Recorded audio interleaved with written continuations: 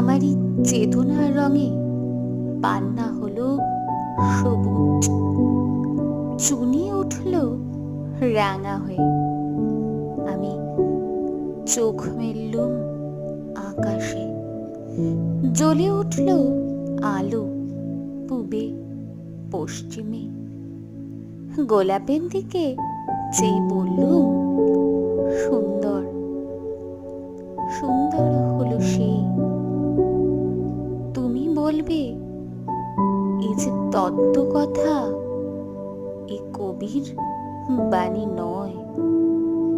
আমি বলবো, এ সত্য।